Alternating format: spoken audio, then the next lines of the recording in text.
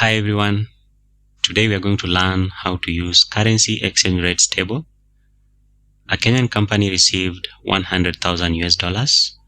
The money was converted into Kenyan shillings in a bank which buys and sells foreign currencies as shown. So we have the table right here. Then part A, calculate the amount of money in Kenyan shillings the company received. Before we move to part B, I want us to deal with part A first. So in order to calculate the amount of money received by the company in Kenyan shillings, we will use this table here to do our conversion. And in the table, we have buying and selling column. The amounts here are in Kenyan shillings. We also have foreign currencies here, the US dollar and sterling pound. We need to take note that the bank is in the business of buying and selling of foreign currencies. And therefore, if the company goes to the bank with US dollars, remember US dollar is a foreign currency, the bank will have to buy the US dollars. So we are going to use the buying column. And therefore, in order to convert the 100,000 US dollars into Kenyan shillings, we are going to say if 1 US dollar is 77.24 Kenyan shillings. How about the 100,000 US dollars? And therefore, our conversion will be as follows. We say if 1 US dollar is equal to 77.24 Kenyan shillings, how about the 100,000 US dollar? What will it become? Therefore, cross multiplying will have 100,000 multiplied by 77.24 all divided by 1, and that will give us 7,724,000 Kenyan shillings.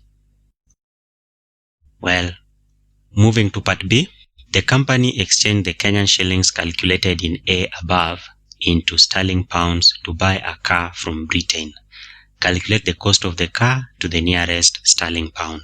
Remember, the company now has the money in Kenyan shillings.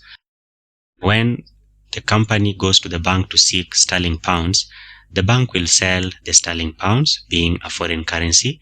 And therefore, if the bank sells the foreign currency, then you're going to use the selling column, this amount here. We are going to argue that if 122.27 Kenyan shillings is equivalent to 1 sterling pound, how about 7,724,000 Kenyan shillings? This is the amount we are converting using the rates. So just like I said, if 122.27 Kenyan shillings is equivalent to 1 sterling pound, how about 7,724,000 Kenyan shillings? Again, cross multiplying will have 7,724,000 multiplied by 1 over 122.27. This should give us 63,171.6692. But remember, we are told to calculate the cost of the car to the nearest sterling pounds. So that means we are going to give our answer to the nearest whole number. And therefore, when we round off this to the nearest whole number, we will have 63,172 sterling pounds. And with that answer, we come to the end of the solution to this problem. Thank you for watching.